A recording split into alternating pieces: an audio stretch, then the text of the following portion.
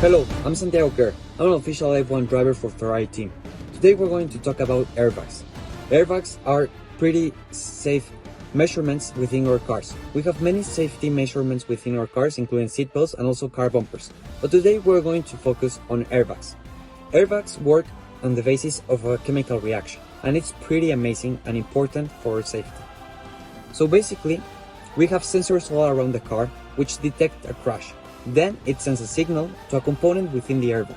Within the airbag, that component ignites and releases heat, so that something called sodium acid, which is our reagent, decomposes into nitrogen in the form of gas, and that inflates the bag in such a time of milliseconds, in a matter of milliseconds, and then we have sodium metal, which is harmful for your health, as it's toxic. How to neutralize this? Well, car manufacturers realized that if you add something called potassium nitrate and silicon dioxide, you end up with potassium silicate and sodium silicate. With those, you have products that are not harmful, and you come to a very beneficial solution for security of the car in case of a crash. We have two types of crashes, inelastic and elastic. For the case of cars, most of them are inelastic, as you come into a crash, both join together as they deform, and you have a lot of heat energy released and a lot of sound.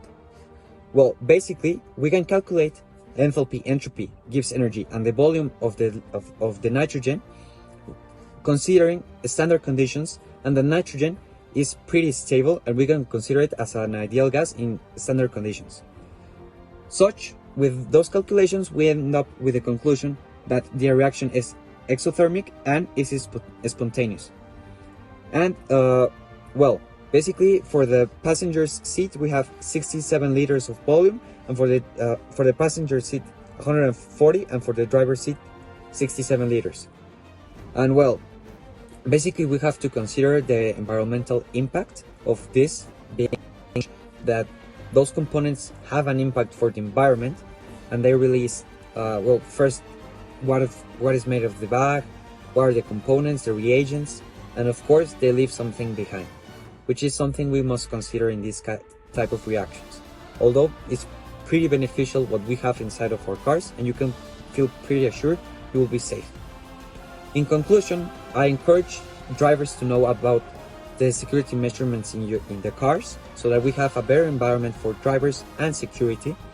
And I encourage you to know more about the chemical reactions that happen every day in our lives, and we don't know if we might use them, but they are to help us. So, thanks.